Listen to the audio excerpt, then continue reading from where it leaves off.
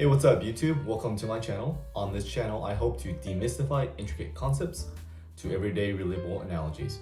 In today's journey, we will discuss the overview of Parkinson's disease, explore the possible underlying pathogenesis, medications that worsens cognitive and motor movements, and finally the drug acronym that summarizes the current state of Parkinson therapy.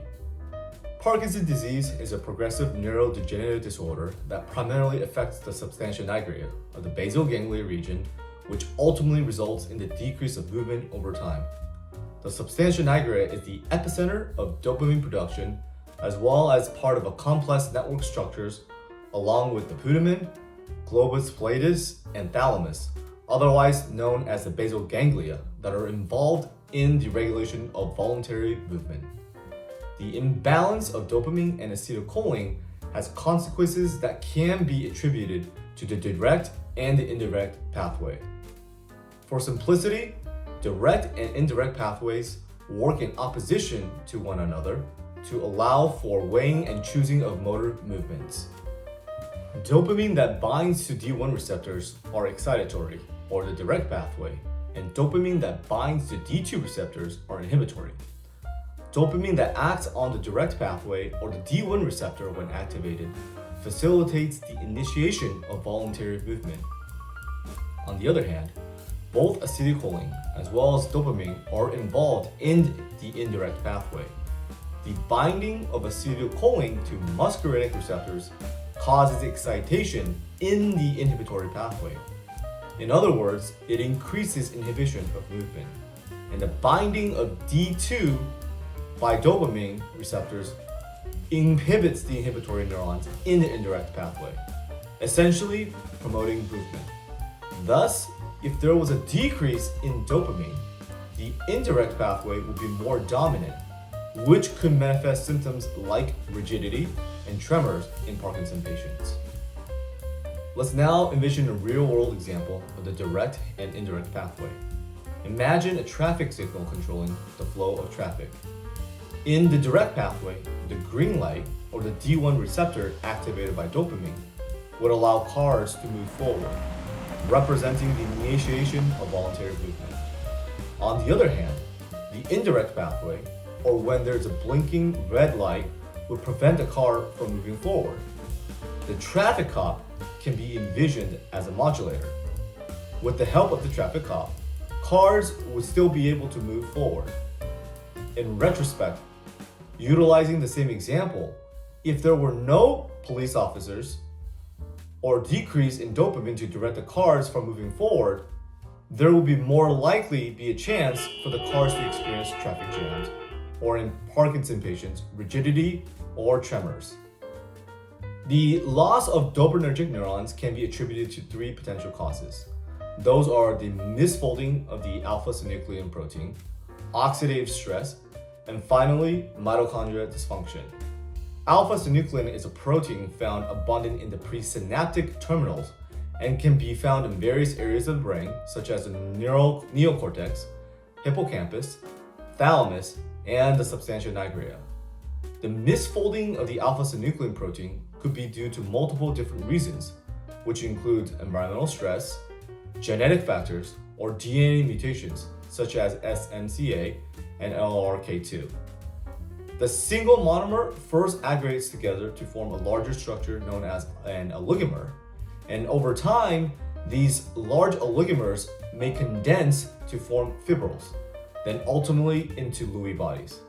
The aggregation of alpha-synuclein is associated with oxidative distress due to the increased generation of reactive oxygen species. And these reactive oxygen species may also damage the mitochondrial membrane, as well as damage to the complexes associated within the electron transport chain.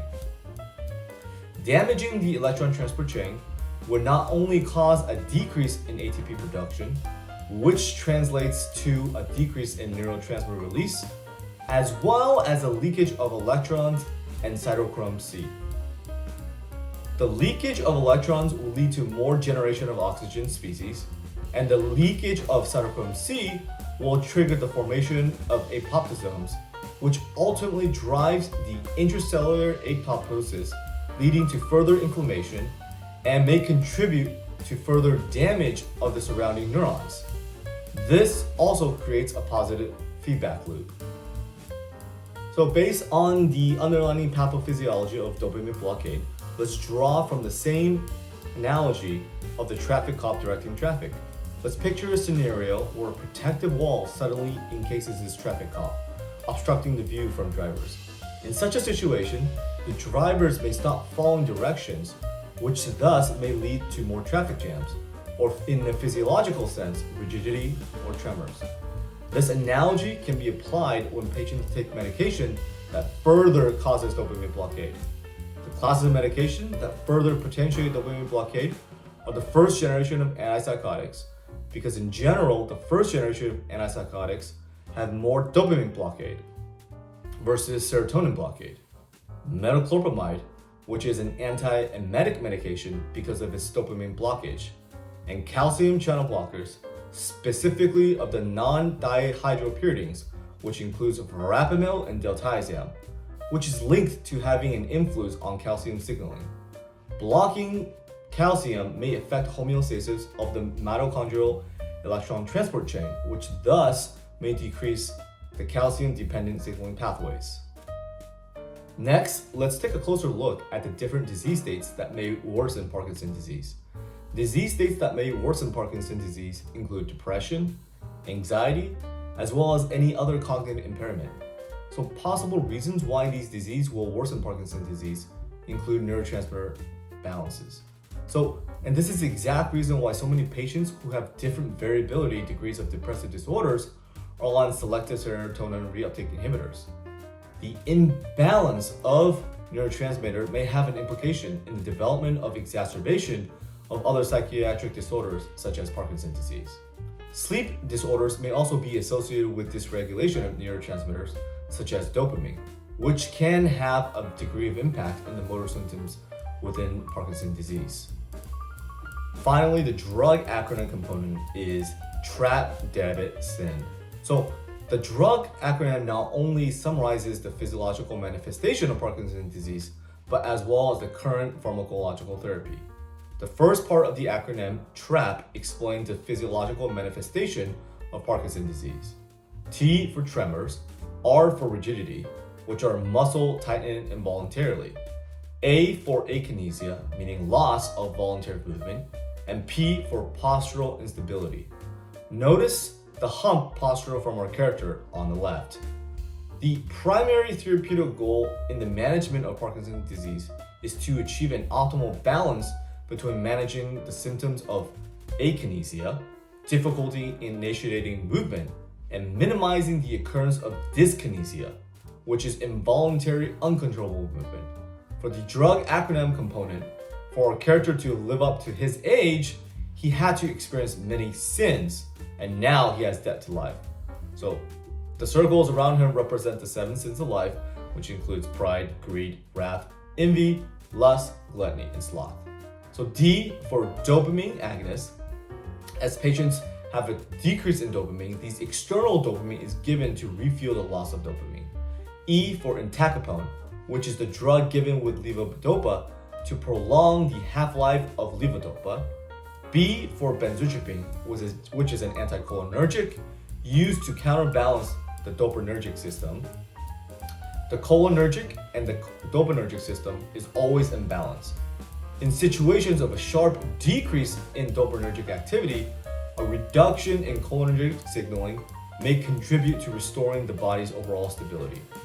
T for trihexylphenidyl, which is another anticholinergic medication, and S for Sinemat, which is the primary drug used in later stages of Parkinson's disease. Sinemat consists of 2 different drugs: levodopa, which gets converted into dopamine when it crosses over to the blood-brain barrier, and carbidopa, which is the enzyme that helps prevent peripheral breakdown of levodopa. In essence, carbidopa helps carry levodopa across the blood-brain barrier. Lastly, there is a recent addition to the Parkinson arsenal, and this drug is known as estradiol. This medication acts as an antagonist to the A2A receptor within the indirect pathway, which inhibits the rise of inhibitory signals and results in a reduction of bradykinesia in patients with advanced Parkinson's disease. Thank you for watching. If you found these videos to be helpful and enjoyable, please consider subscribing and hit that notification bell to stay tuned for future videos. Please comment below and let me know what other content you would like to see next. And as always, let's continue to empower a different way to imaging success. And I'll see you on the next one.